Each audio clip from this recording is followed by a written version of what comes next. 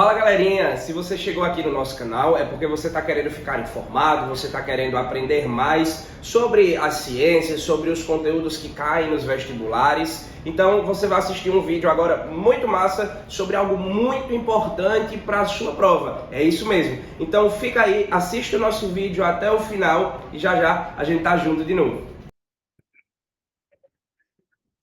Bom dia, meu povo, dá bom dia aí. Bom dia, vocês estão bom? Tudo em paz? Tô bem também. Vocês querem um tempinho para copiar ou eu posso começar? Tempinho para copiar? Posso começar? Posso começar? Vamos começar. Deixa eu começar. Vamos começar, tá bom? Ei, olha só. Galera, aula passada a gente falou sobre dispersões e coloides, não foi isso? Não foi? Falamos sobre dispersões e coloides, os tipos de coloides, o estudo dos coloides. Você de casa tá vendo e ouvindo direitinho? Tudo certo? E hoje a gente vai entrar propriamente aqui nas nossas soluções. Lembre, a gente viu a aula passada, soluções são misturas homogêneas ou heterogêneas, hein? Soluções, misturas homogêneas ou heterogêneas? Homogêneas, né? Toda solução é uma mistura homogênea e toda mistura homogênea é uma solução, tá bom? Então, toda solução é uma mistura homogênea. E essas soluções, elas são formadas por dois componentes principais. Um que a gente chama de soluto e outro de solvente. Gente, o soluto é aquele componente que vai ser dissolvido pelo solvente. Já o solvente é aquele componente da minha solução que dissolve o meu soluto. Veja só, presta atenção. Se eu tenho água e sal, a água não consegue dissolver o sal, ela não é? Se a água dissolve o sal, a água é o quê? Solvente. E o sal é o quê? O soluto, porque ele é dissolvido em água. De boa? Água e açúcar. A água é o teu solvente, já o teu soluto é o açúcar, tá bom?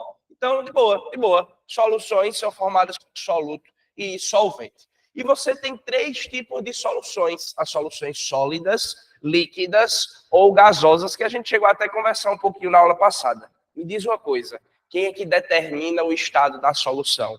Solvente ou soluto? Quem é que determina o estado físico da solução? O solvente, né? Não é o solvente que determina o estado físico. Então, veja só. Soluções sólidas. Por exemplo, ligas metálicas.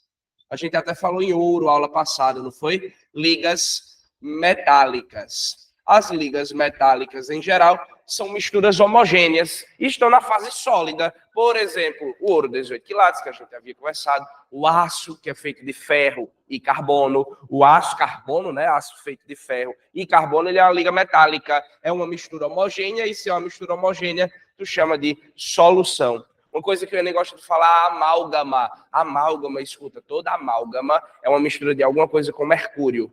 Toda amálgama é uma liga de mercúrio. Aí lá no garimpo, né? A gente até falou sobre garimpo lá em separação de misturas. No garimpo, o garimpeiro pinga mercúrio no ouro. O garimpeiro pinga mercúrio no ouro. Escute, o mercúrio, ele é capaz de dissolver o ouro. Vou de novo. O mercúrio é capaz de dissolver o ouro. Então ele está formando uma solução, uma liga metálica chamada de amálgama, e aquilo está no estado sólido, tá bom?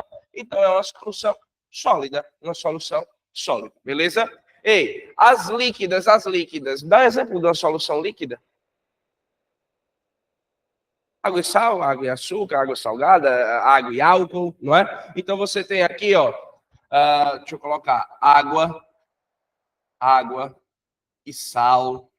Você pode ter água e álcool. Você consegue um monte aí, ó, de solução líquida, tá bom? Soluções líquidas. E gasosa, um exemplo melhor aí para a solução gasosa. O ar que a gente respira, o ar atmosférico. Ar atmosférico. A nossa atmosfera, gente, é formada da seguinte maneira, ó. A maior parte dela, qual é o gás predominante?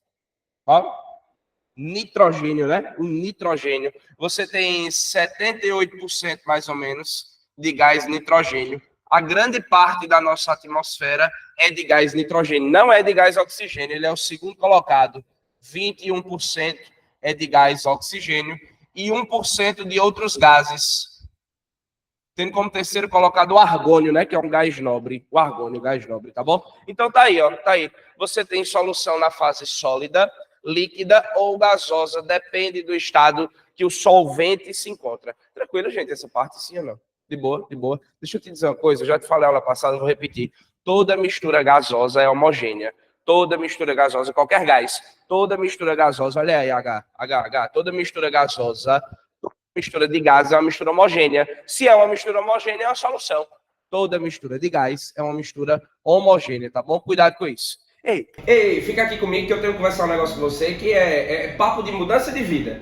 Essa história de mudança de vida parece jogo do tigrinho, essas coisas, né? Ei, falando sério agora, vê só. Eu tô aqui para vocês com um cronograma de estudos intensivo. Você que quer mandar bem no Enem e em todos os vestibulares do Brasil, esse cronograma é intensivo dos conteúdos mais recorrentes por ordem de prioridade. É tanta coisa que eu tenho para te oferecer que eu até anotei aqui. Primeiro, são 22 semanas de estudo, 22 semanas intensivas de estudo de todas as matérias, falando dos conteúdos mais recorrentes para a prova. Ah, professor, só isso? Só um cronograma? Encontro na internet, em qualquer site. Ei, não é só isso não, vê só. Eu vou também te fornecer uma aula de mentalidade do aprovado com um especialista em aprovações, um professor que é especialista em aprovações, para te falar sobre como deve ser o mindset, como deve ser a mentalidade daquele aluno que em breve será um aprovado. Além disso, fórmulas de física para o Enem, as fórmulas que você tem que ir sabendo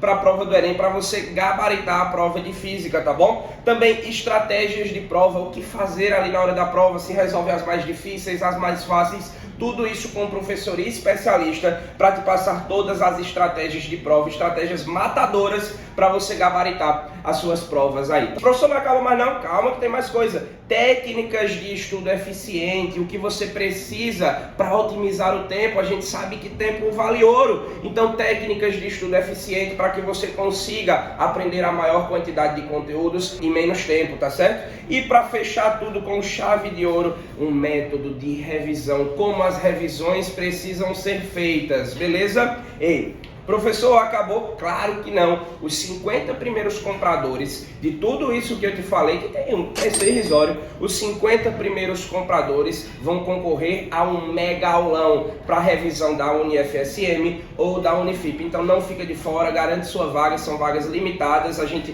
tem que ter uma quantidade máxima para poder fornecer tudo isso de forma excelente para os alunos, beleza? E os 50 primeiros vão estar concorrendo a um aulão para Santa Maria ou para a Unifip, beleza? Valeu! Só que eu queria relembrar aqui contigo, ó, os processos de dissolução. Como é que a gente consegue dissolver um soluto, principalmente em água, tá? Aí eu separei dois solutos. Um soluto iônico, sal de cozinha, né? Como é que é o nome desse sal? Cloreto de sódio. E separei açúcar, sacarose, açúcar de mesa, açúcar normal, tá bom? Que é um soluto covalente. Olha só. Quando eu colocar isso em água, quando eu colocar isso aqui em água, a água vai chegar bem aqui, ó, e vai acontecer um processo. Alguém lembra que processo é esse que a água vai fazer no cloreto de sódio? Como é o nome? Dissociação, não é? A dissociação é o seguinte, gente. Que tipo de ligação? Na ligação iônica, né? Os íons, olha aí, Clara. Os íons, eles já estão prontos. A água só vai ter o trabalho de separar esses íons. Então, o nome desse processo é dissociação. Deixa eu colocar aqui, ó. Dissociação. Dissociação iônica. Ei, só para a gente relembrar. NaCl, assim, ó, sólido, conduz corrente elétrica. Por que não conduz? Como é? As cargas estão presas, né, no retículo cristalino, não é isso? Quando eu coloco ele em água, a gente quebra esse retículo cristalino e libera as nossas cargas. Fica assim, ó. Na mais e Cl menos. Olha, Arthur, fica na fase aquosa, não é? Na fase aquosa, que quer dizer dissolvida em água. Aqui, conduz ou não conduz corrente? Conduz. Por que conduz corrente? Porque as cargas estão livres. Ei, presta atenção, para conduzir corrente, tem que ter carga livre ou carga presa? Livre, né? Carga livre conduz corrente, carga presa não conduz corrente. Beleza. Só que minha dúvida é o seguinte, isso aqui a gente já conhece. Minha dúvida é o seguinte, por qual tipo de interação? Como é que esses íons, né, o cátion e o ânion, Como é que eles interagem com a água? Eu estou colocando eles em água. Olha aí.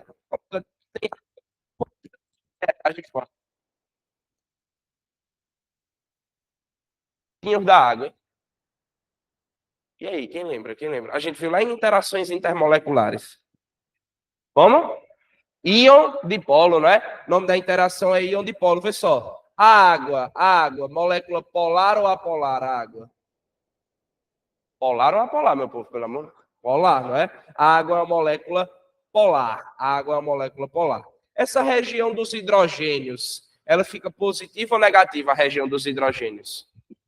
Oi. O som, tá? Oi, beleza. Ajeitou? Desculpa, gente, não tinha visto não. Você está conseguindo ouvir? Ó, a interação que acontece aqui, ó, como é que o Na+ e o Cl- interagem com água, né? Como é que eles conseguem se dissolver em água? A interação que acontece é do tipo íon dipolo. Vê, a água, molécula polar ou apolar? Me ajude, vá. Polar, não é? A região dos hidrogênios da água fica positiva ou negativa? Positiva, não é? Positiva. Ei, por que os hidrogênios ficam com essa carga positiva, essa carga aparente positiva? Porque o oxigênio ele é mais eletronegativo, então o oxigênio fica menos, não fica menos, não é assim, né? Tudo de casa, tudo certo? Vini, tudo ok? Letícia, tudo ok? Ei, aí vê só, vê só. Quem é que vai ficar aqui no meio, ó? Quem é que vai ficar nessa região positiva? O Na+ ou o Cl-? Cl-, cargas opostas, cargas opostas. Aqui, ó, juntinho do oxigênio, quem é que fica? Na+. Aí eu vou criando uma rede, uma camada, que vai crescendo aqui, conseguindo dissolver todos os íons. Como é que é o nome dessa camada? Camada de solvatação, tá bom? A gente viu lá interações intermoleculares. Camada de solvatação, tá bom? Então, como é que composto iônico, como é que soluto iônico se dissolve em água? Se dissolve por meio dessa interação. Que interação é essa? Como é que é o nome? Íon dipolo, tá bom? Então a interação que está acontecendo aqui, ó, é uma interação do tipo íon com a molécula polar. Íon dipolo. Íon dipolo. Beleza, beleza. Ei, pessoal. Aqui é açúcar, açúcar, né? Quando a gente coloca ele em água, olha só, a gente até resolveu uma questão sobre isso aula passada. Olha o que acontece quando eu coloco ele em água.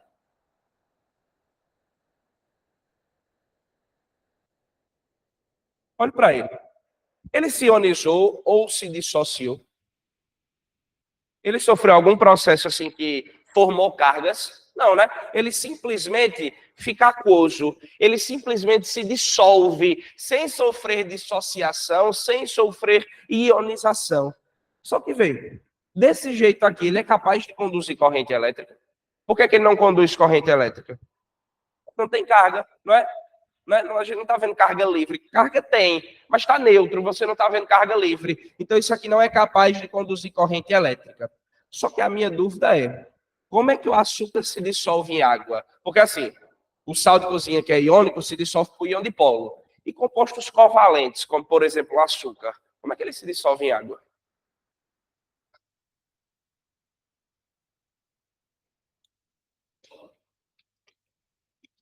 Polar ele é, né?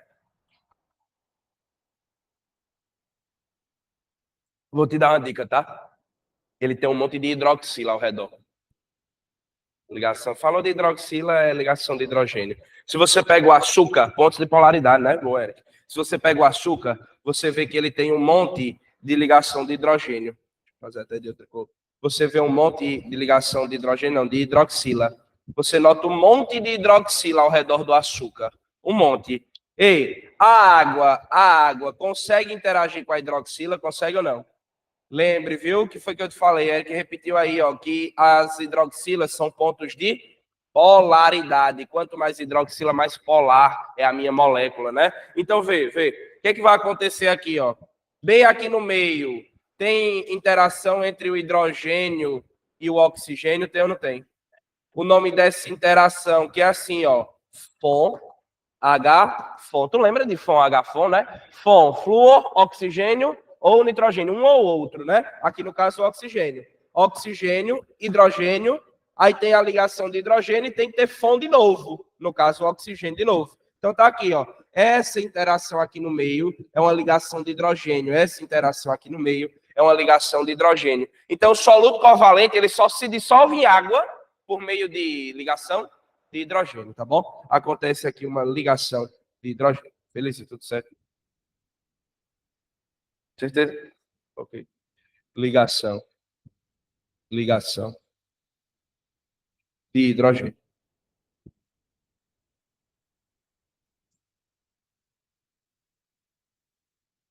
Vocês estão tristes? Por quê? Vocês estão tristes, já dor. Pense pelo lado bom, tá perto do recesso, ó. Vocês descansam já. Isso é pior. Pra mim é a pior época do ano mesmo. Sem brincadeira, quando eu estou longe de vocês.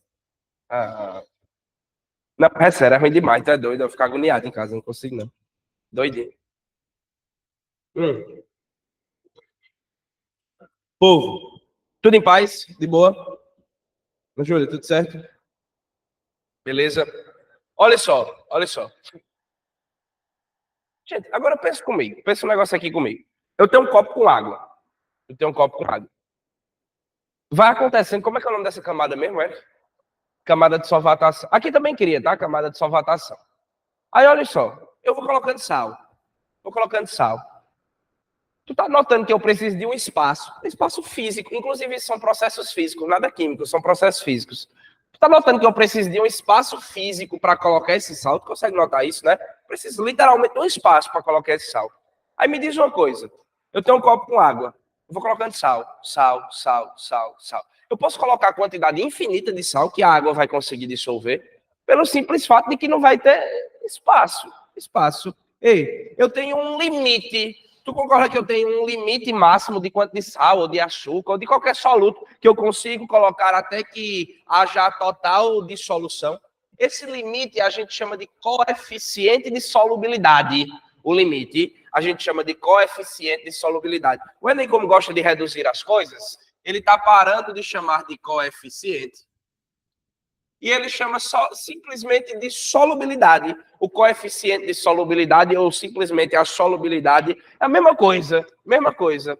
Primeiro, ela é específica para cada substância. Cada substância tem o seu coeficiente. Escute, olha para cá. Cada substância tem o seu coeficiente. É característico de cada substância e depende da temperatura. Precisa ser uma dada temperatura, uma temperatura específica. Se eu variar a temperatura, eu vou variar essa solubilidade. Vou de novo. Cada substância tem a sua curva de solubilidade e depende diretamente da temperatura. Geralmente é o seguinte, quanto mais eu esquento, mais eu consigo dissolver. Geralmente é assim, não é sempre, é geralmente. Quanto mais eu esquento, durma não, mais eu consigo dissolver. Por exemplo, você tem lá um copo com leite, aí você tem Toddy ou Nescau. Primeiro que você escolhe Nescau, né? Pelo amor de Deus. Toddy não. Quem é do time Toddy aí? Só para eu entender. Minha Nossa Senhora. Jesus Cristo. Estão brigando ali por causa do Toddy e do Nescau, né? Você escolhe o Nescau. Toddy nem se dissolve no leite, né? É horrível. Aí você coloca ali, ó, 5 colheradas de Nescau e mexe. Você coloca 6, 7 colheradas de Nescau e mexe. Vai dissolver as 7 colheres de Nescau? Vai não, né? Você vai mexer, mexer, mexer, mexer, e você vai ver ali no fundo que ficou sobrando um pouquinho do Nescau, né? Se você quer dissolver mais Nescau, o que é que você faz, hein? Sem colocar mais leite. Você esquenta, você leva para o micro-ondas, esquenta um pouquinho, depois mexe. Aí você consegue dissolver mais. E você faz um fenômeno de dilatação. Tu concorda quando dilata cria mais espaço? Não cria mais espaço. Então você consegue dissolver mais. Geralmente é assim. Geralmente é assim. E o que mostra isso para a gente, o quanto esse limite que pode ser dissolvido, é o nosso coeficiente de solubilidade, é a solubilidade, se você quiser chamar só assim, tá bom? E olha só, a gente tem uns gráficos aqui para que você entenda que depende da temperatura. Olha só, olha só. Como é que é o nome desse sal? Quem lembra? Nitrato de potássio. Nitrato de potássio. O gráfico vai aparecer assim para tu, presta atenção. Ó. No eixo X, a temperatura. No eixo Y, a solubilidade, que aparece em gramas. Ó, tu tem que interpretar isso aqui direitinho, senão dá errado, tá bom? Em gramas desse sal para cada 100 gramas de água. Olha só, olha só. Vamos escolher aqui uma temperatura. Se eu escolher 20 graus Celsius, 20 graus Celsius, quantos gramas desse sal eu consigo dissolver? 40. Em quanto de água? Em 100 gramas. Então eu consigo 40 gramas de KNO3, soluto ou solvente? Soluto. Em 100 gramas do meu solvente, que é a água. Em 100 gramas do meu solvente. Ei, quer dizer que se eu estou a 20 graus Celsius, eu consigo dissolver 40 do sal em 100 de água. Se eu colocar 30, eu consigo dissolver? Sim ou não? Consigo. Se eu colocar 40, eu consigo dissolver os 40? Consigo. Se eu colocar 50, eu consigo dissolver? Eu só consigo dissolver quanto dos 50? 40. Aí sobra quanto? 10. 10, não é? Sobra 10. Ei, agora se eu tiver 200 gramas de água, quanto de sal tu consegue dissolver? 80. Não é? Tu consegue fazer nessa regra 3. Se tu tem 50 de água, quanto de sal tu consegue dissolver? 20. E por aí vai. Tudo em casa, tudo certo?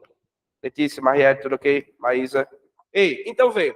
E se eu aumentar a temperatura dele? Se eu escolho, por exemplo, 80 graus Celsius, dá para dissolver mais ou menos quanto, hein? Ficou meio desproporcional o meu gráfico, mas dá para entender, né? Você consegue dissolver 160 gramas dele para cada 100 gramas de água. Se você dobra a quantidade de água, você dobra a quantidade de sal. Se você divide pela metade, você também divide pela metade. E por aí vai, tá bom? Eu quero que você entenda que depende diretamente da temperatura e sempre vai ser dado assim, ó. Tantos gramas de sal para cada 100 gramas de água. Sempre 100 gramas de água como referência. Combinado? De boa? Tudo em paz, né? Aí agora, olha só, olha só. Eu tenho esse sal bem aqui, ó. Eu tenho esse sal bem aqui. Como é que é o nome dele, hein? É o sulfato de sódio decaidratado. É assim, ó. Sulfato de sódio, deca, são 10 águas, decaidratado, tá bom? Esse pontinho não é vezes. Se aparecer em questão, esse pontinho é um mais. Esse pontinho é um mais. Eu estou te dizendo que dentro do retículo cristalino, eu tenho 10 moléculas de água, combinado? Tu vê muito isso em medicamento, de pirona sódica monoidratada. Não sei se tu já viu. Aí você tem pantoprazol sesquidratado. Não sei se você já viu isso, tá? Esse hidratado quer dizer que tem água dentro do retículo.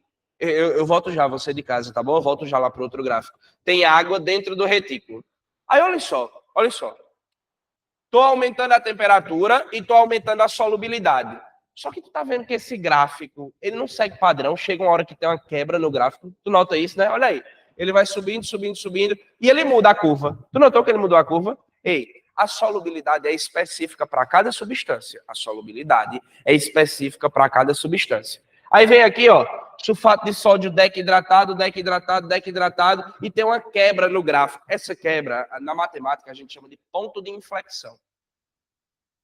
Ponto de inflexão. É uma mudança no gráfico.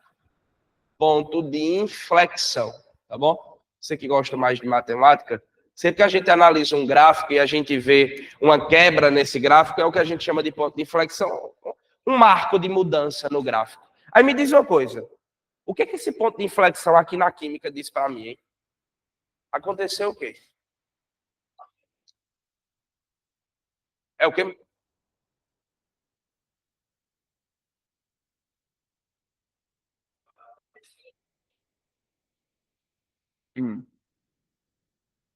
Pode ter diminuído, não está errado. Mas não é só que diminuiu. Pode ter aumentado, por exemplo. Hã?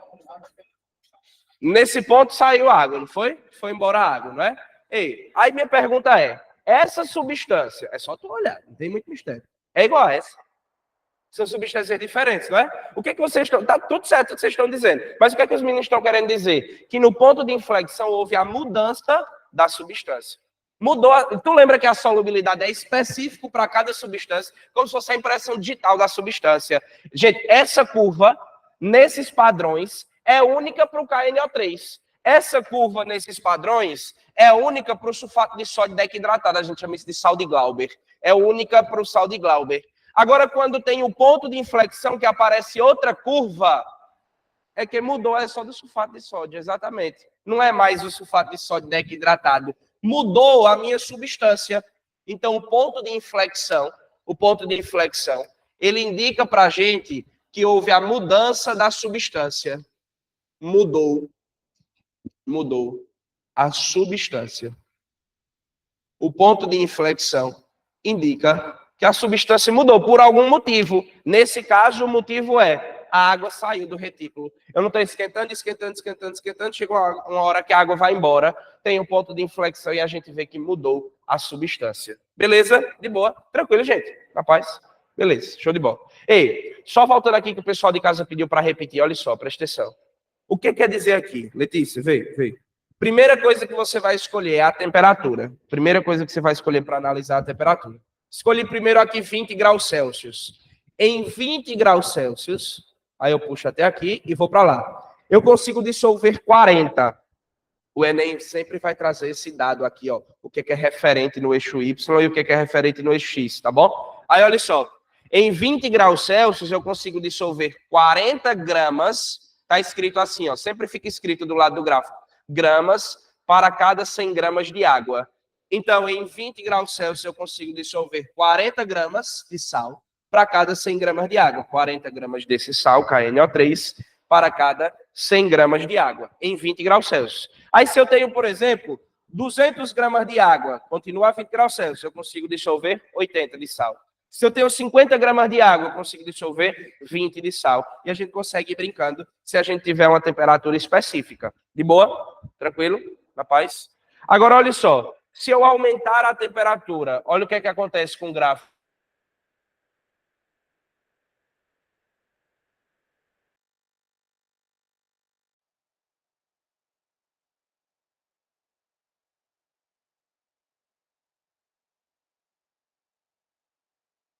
Em 80 graus Celsius, eu consigo dissolver 160 de sal, tá bom? Então fica assim, ó.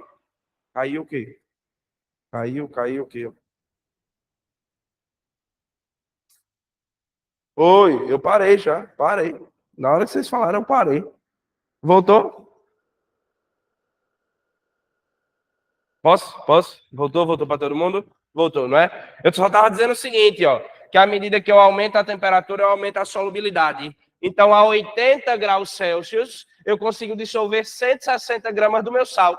A 80 graus Celsius, eu consigo dissolver 160 gramas do meu sal. Isso em 100 gramas de água. Se eu tiver o dobro de água, eu consigo o dobro de sal. Se eu tiver metade de água, eu consigo metade de sal. E por aí vai. Você consegue fazendo uma regra de 3 e você chega em qualquer proporção que a questão te pedir. Fechado?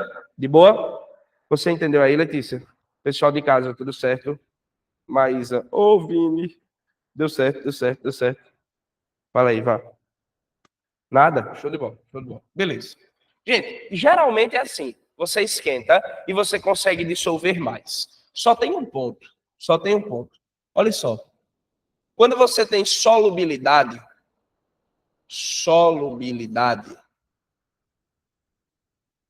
de gases em líquidos. Solubilidade de gases em líquidos é um pouquinho diferente. Escute só. Quando a gente fala de solubilidade de gases em líquidos, a história muda um pouquinho, porque é o seguinte. Pessoal, se tu causa uma expansão no líquido, tu acha que o gás vai ficar mais preso ou vai sair desse líquido? Vai sair, não é? Quando tu esquenta um líquido, tu não faz com que esse líquido expanda e, consequentemente, o que é que vai sair dele? O gás, não é? O gás. A gente viu isso até na aula de radioatividade. Não sei se você lembra da aula de radioatividade, daquela questão da poluição térmica. Tu lembra que a usina nuclear pegava a água do mar, resfriava o reator e jogava fora? Aí eu disse que aumentava a DBO, não é? A demanda bioquímica por oxigênio. Ele tirava o oxigênio do meio. Fala. Posso. Olha só. Só um minutinho aqui, tá, gente? Só voltando aqui. A água faz com que os íons aqui se separem, tá bom? Eu tinha o Na que estava mais, lembra que o sódio é um metal, o metal gosta de perder elétron. O Cl que estava menos, que ganhou esse elétron. Então eu tenho Na mais e Cl menos. A água, ela vem aqui e separa esses dois. Essa separação a gente chama de dissociação, tá bom? Então dissociou, separou os íons. Ficou Na mais e ficou Cl menos. Beleza. Na mais, Cl menos. Como é que esse Na+, esses elementos, eles conseguem estar dissolvidos em água? Eles conseguem estar dissolvidos em água assim, ó. A água é uma molécula polar. Ela tem dois polos. Um polo positivo, que é a região dos hidrogênios, um polo negativo, que é a dos oxigênios, beleza? Aí é só tu lembrar que os opostos se atraem, cargas opostas se atraem. O Na que está mais vai ligar com o oxigênio que está menos. O Cl que está menos vai ligar com essa região do hidrogênio que está mais. O nome dessa interação é íon, porque você tem íons, cátion e ânion. Íon com uma molécula polar, íon com dois polos. Então o nome da interação é íon e polo. Beleza? Foi? Certeza? Era isso? E a camada que a água gera em torno aqui do íon, a gente chama isso de camada de solvatação, tá bom? Camada de solvatação. Sim, gente, mas voltando para cá, olha aí você de casa, presta atenção. Solubilidade de gases em líquidos. Aqui a história é um pouquinho diferente. Pense num refrigerante, refrigerante gelado. Na hora que você abre o refrigerante bem geladinho, refrigerante gelado, faz o quê? E pronto. Não é? Ele fica com muito gás ou pouco gás, o refrigerante gelado? O bem geladinho, muito gás ou pouco gás? Vocês nunca tomaram refrigerante gelado na vida, foi? Uma Coca-Cola bem geladinha, das de vrido, né? Das de vrido, aí, trincando. Chega a dar uma dor, mesmo aqui no meio das costas, quando o cara toma de ver, né? Ei, aquela Coca-Cola bem geladinha, na hora que você abre, ela faz... O refrigerante ficou com muito gás ou com pouco gás, gente? Com muito gás, não ficou não com muito gás, não? Foi ou não foi?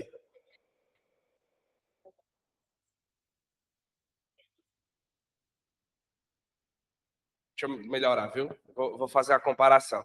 Agora, se eu comparar com refrigerante quente, você abrir uma Coca-Cola quente, faz o quê? E geralmente, se você balançar, ainda leva líquido junto, né? Já tomaram uma Coca quente? É mesmo um purgante, como diz minha mãe. Na hora que você toma uma Coca-Cola quente, ela tá com muito gás ou pouco gás? Acho que eu não estou me fazendo claro.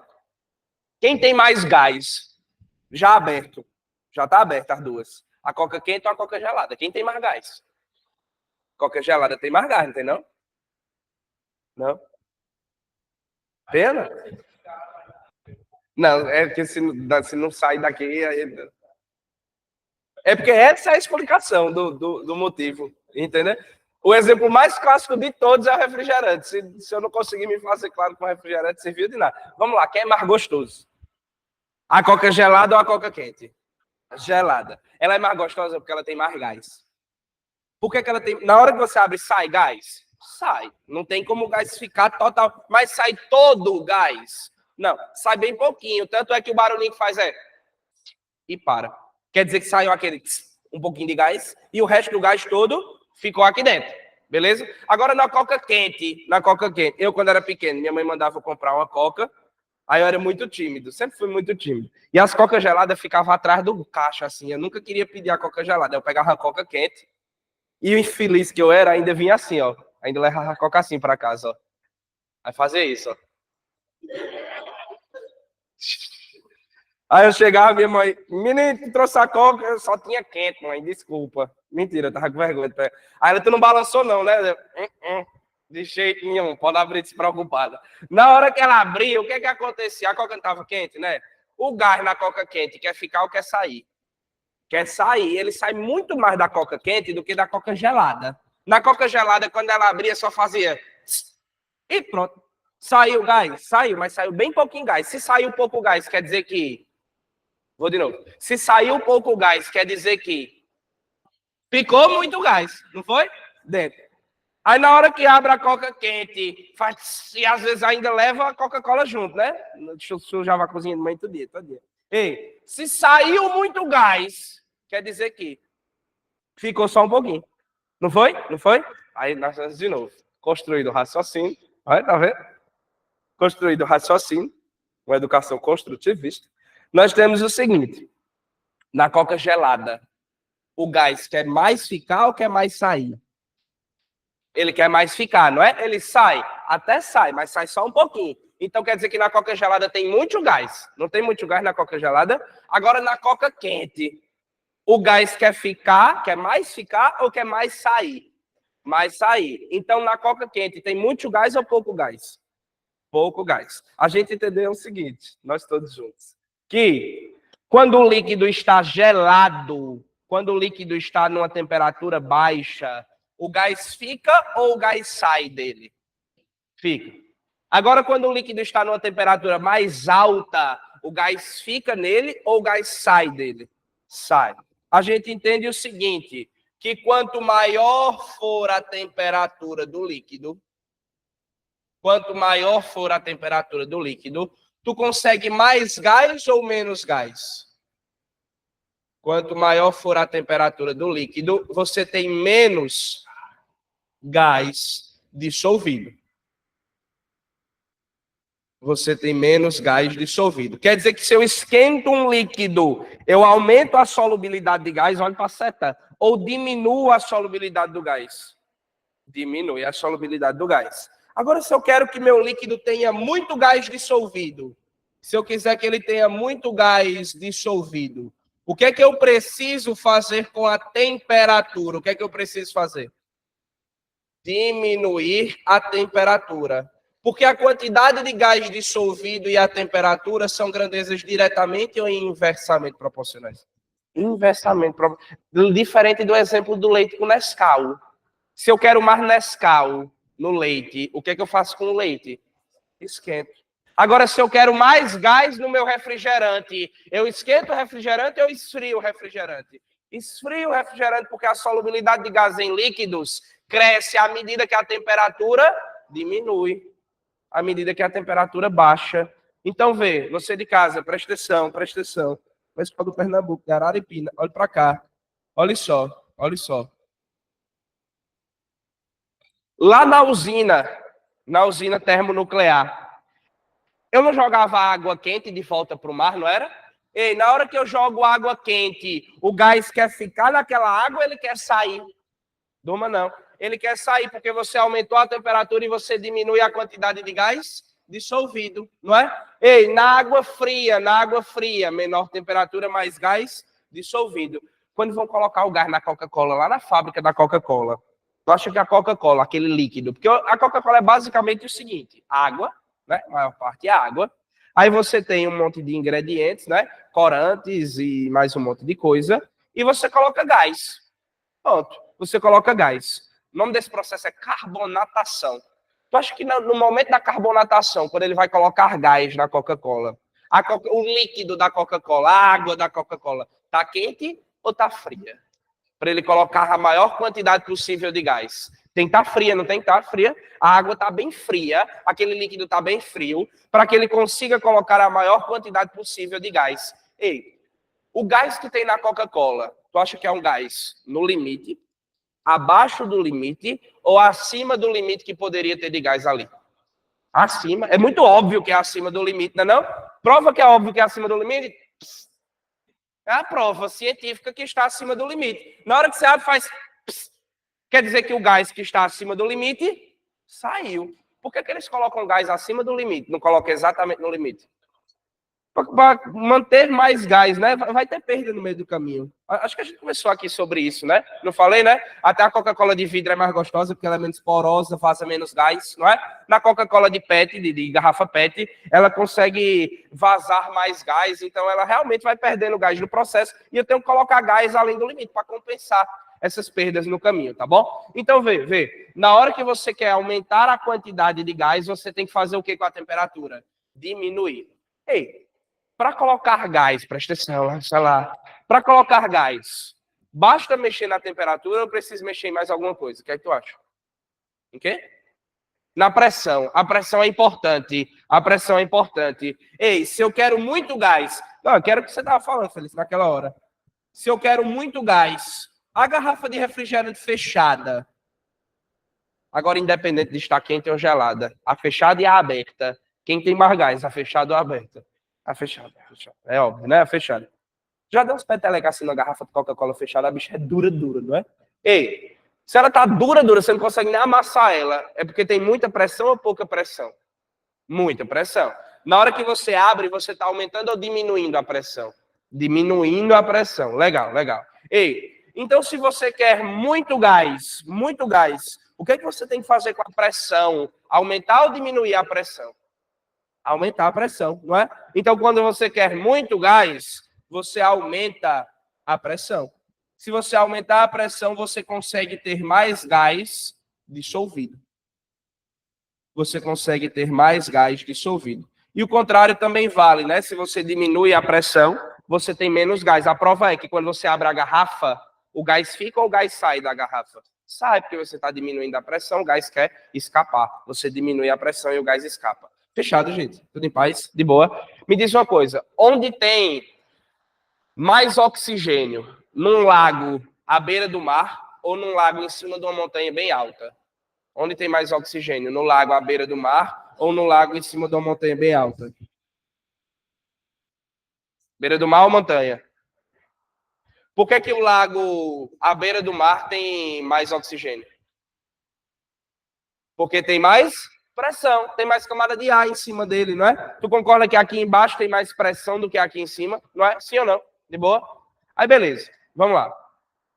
Vamos nós. Olha só.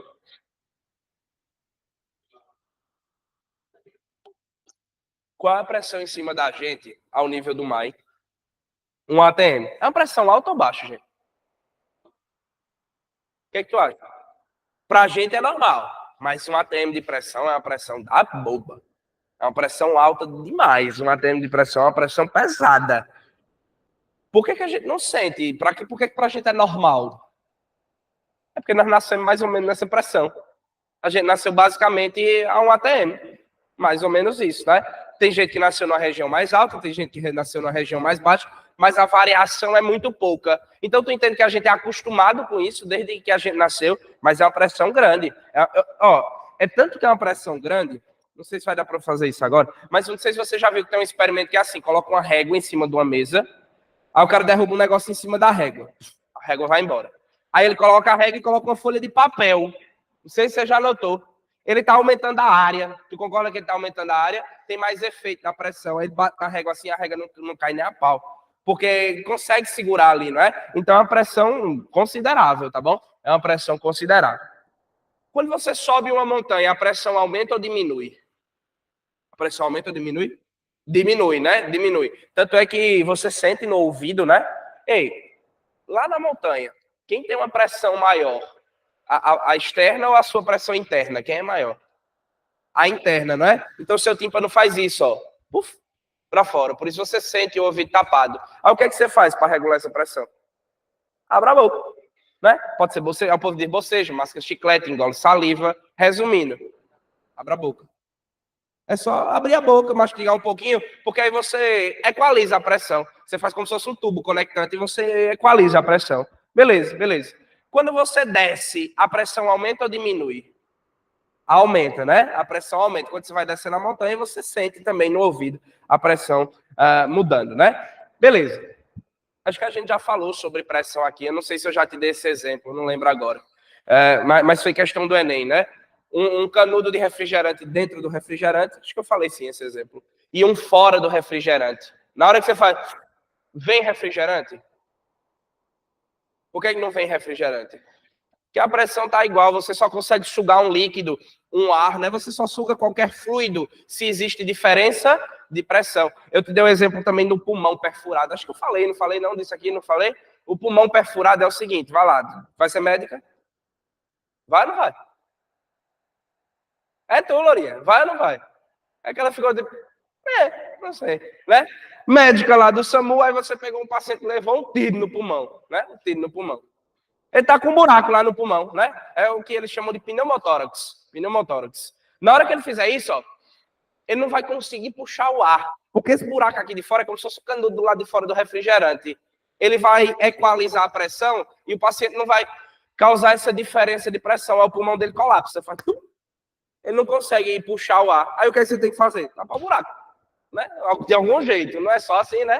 Tapar o buraco, enfiar o dedo lá no buraco, nesse buraco aqui, lá ele. Né?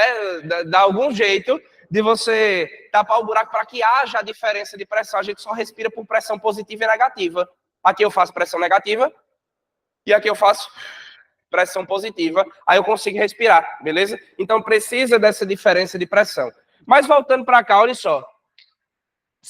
Alguém já mergulhou com cilindro de oxigênio? Eu nunca mergulhei, eu só vejo nas internets da vida. O cara, quando mergulha com cilindro de oxigênio, em cima dele, ele está aumentando ou diminuindo a pressão? Está aumentando. Ao nível do mar, qual é a pressão que ele tem? 1 atm. A cada 10 metros que ele afunda, ele consegue mais 1 atm em cima, tá bom? Então, se eu mergulhei 10 metros, tem quantos atm em cima de mim? 2. Um da atmosfera e um da coluna de 10 metros de água, não é não? Se eu mergulhei 20 metros, tem quantos atm? 3. 2 da água e um da atmosfera. Sempre tem que contar com o da atmosfera. Tu só não conta se for no recipiente fechado, né? Mas se for no recipiente aberto, você conta. Beleza. Ok. Aí, vê só. À medida que eu vou afundando, o gás vai ficando mais dissolvido no meu sangue ou menos dissolvido no meu sangue? O gás vai ficando mais dissolvido ou menos dissolvido? À medida que eu afundo, a pressão aumenta ou diminui? Se a pressão aumenta, o gás vai ficar mais dissolvido ou menos dissolvido? Mais dissolvido. Então, o gás fica mais dissolvido no meu sangue. Todo mundo de acordo, sim ou não? Beleza. O gás está muito dissolvido no sangue. Beleza. Quando você abre uma garrafa de refrigerante de vez, tu não está diminuindo a pressão, né, de uma forma muito rápida. Quando tu diminui a pressão de uma forma muito rápida, o gás não quer sair, não é? E às vezes ele leva refrigerante junto, não é? Beleza. Agora, se eu estou lá embaixo, mergulhado, muita pressão em cima de mim, o gás está muito ou pouco dissolvido no meu sangue? Diga, vá. Muito dissolvido, não está muito dissolvido? Se eu subir de vez, eu estou aumentando ou diminuindo a pressão? Não estou diminuindo a pressão? O gás vai querer ficar dissolvido ou ele vai querer sair? Sair. Não vai querer sair? Quando a garrafa de refrigerante, de boa. Porque sai o gás, leva o refrigerante junto e suja a cozinha de mãe.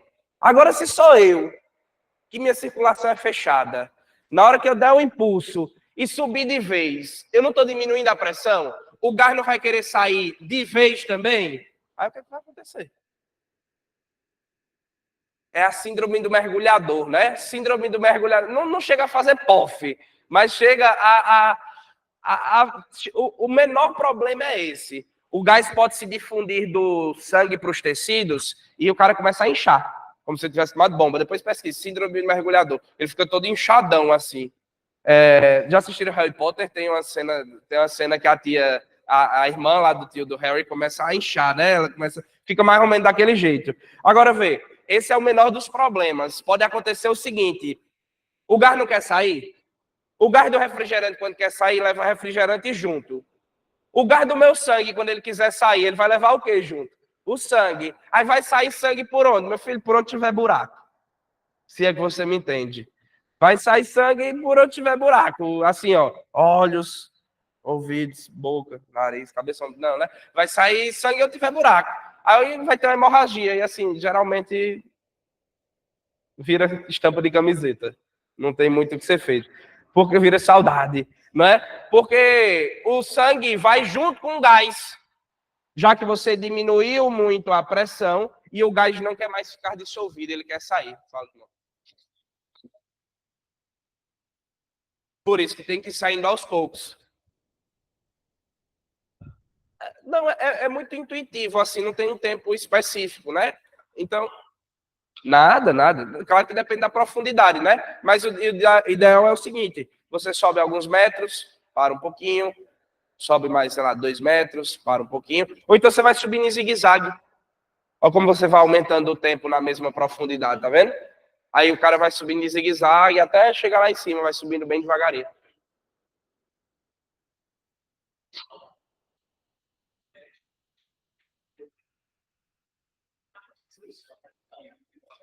Ali acontece o seguinte: são 2 pontos ali. Primeiro, de acostumar mesmo a musculatura da força que a gente vai fazer para respirar, né?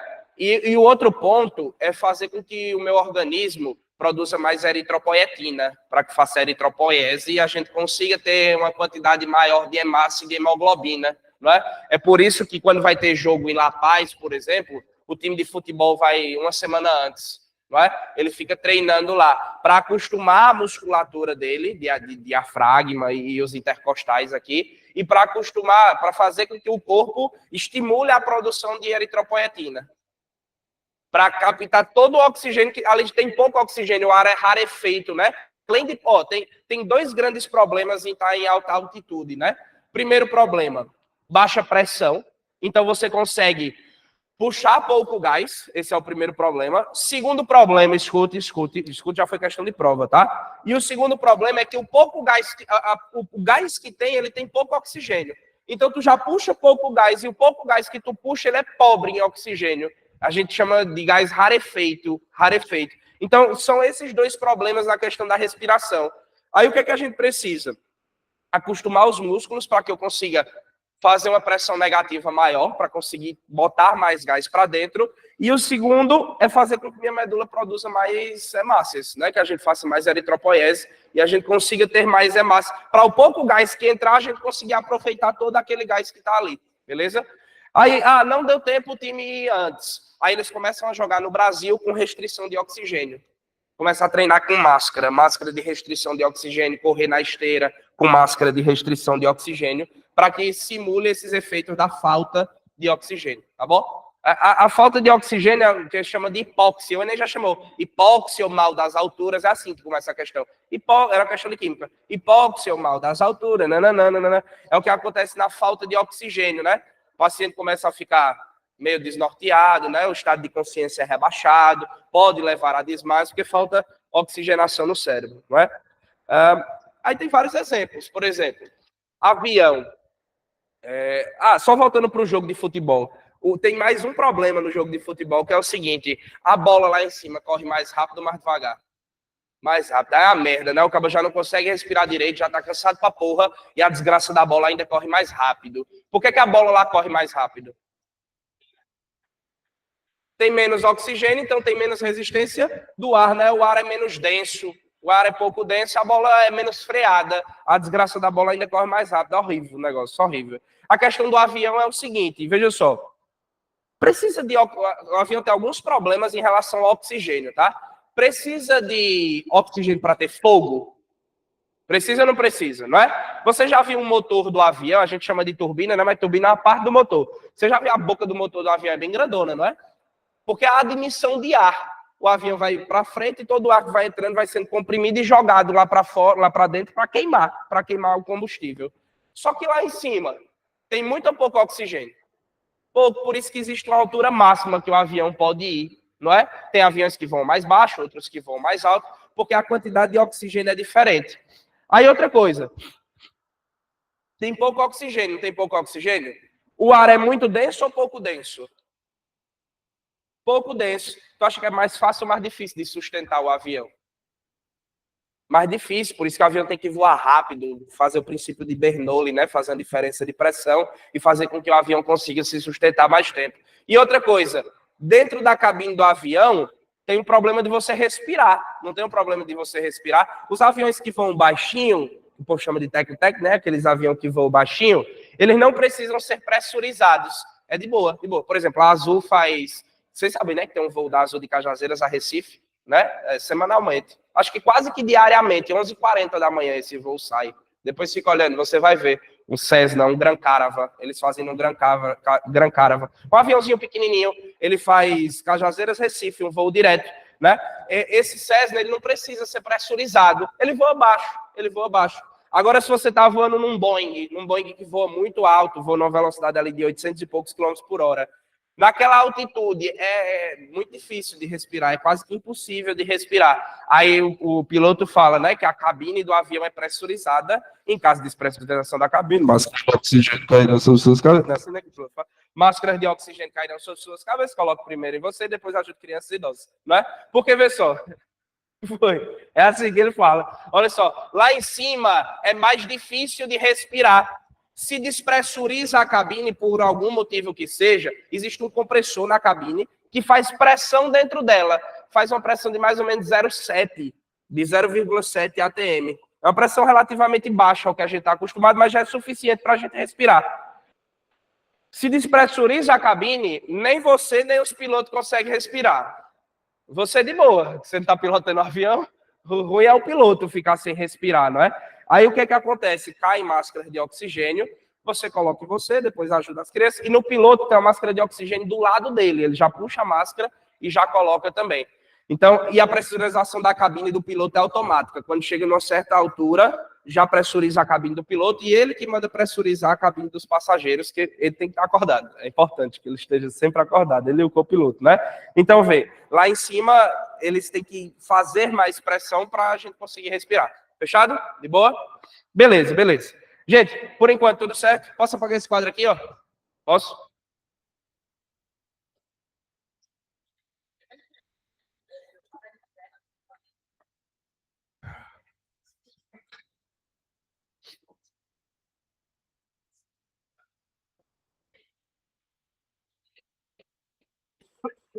Aham. Tô bem bonzinho.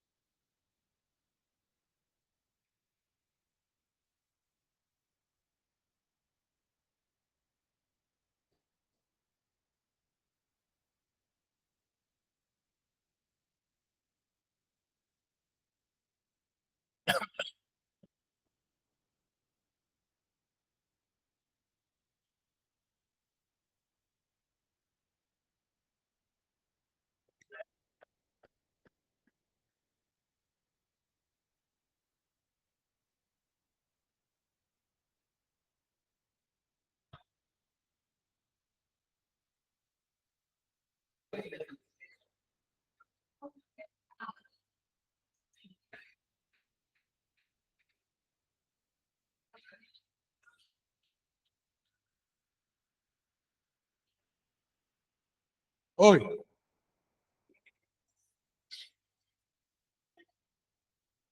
Não entendi.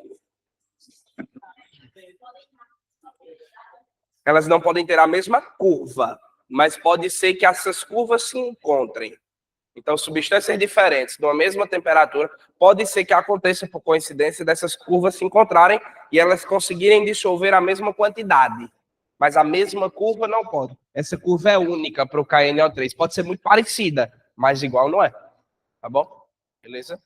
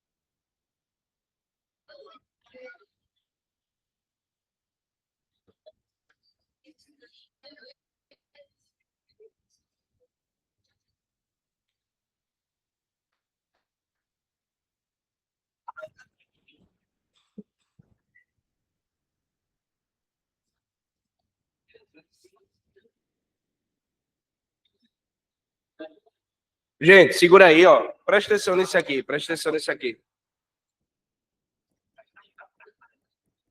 Segura aí, presta atenção aqui, ó.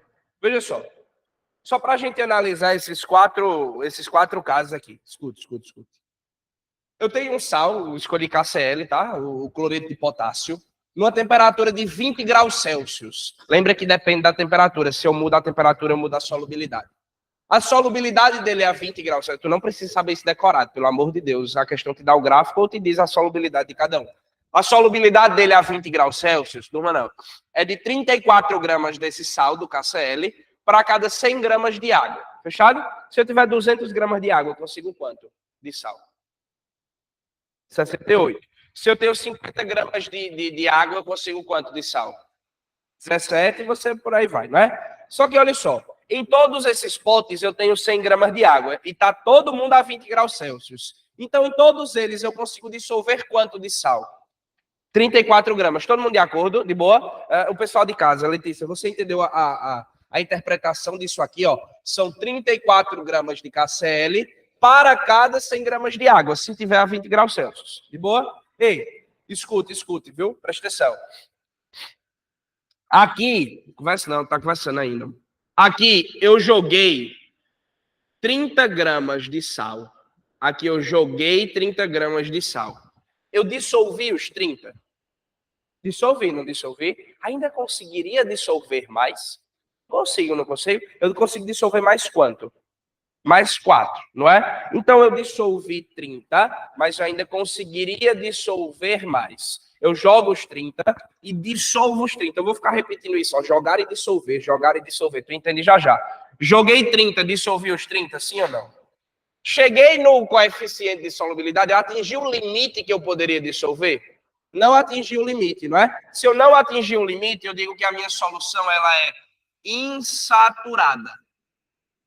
Eu digo que a minha solução é insaturada. Tranquilo, gente? Por que ela é insaturada? Eu ainda consigo dissolver mais, não é? Ei, olha para essa, olha para essa. Eu joguei 34 gramas de sal. Eu joguei 34 gramas de sal. Dissolvi os 34, sim ou não? Dissolvi os 34. Como meu café está diferente, senhores. Obrigado. Thalita e Marcos Antônio. Você tá bem? E as costas? E aí, eu falei que voltava. Ó, faz o seguinte, se você gostou do vídeo, deixa o like, comenta o que você achou. E uma coisa que ajuda muito é você pegar esse vídeo e compartilhar para um amigo, para que ele também possa aprender muito aí com esse nosso conteúdo.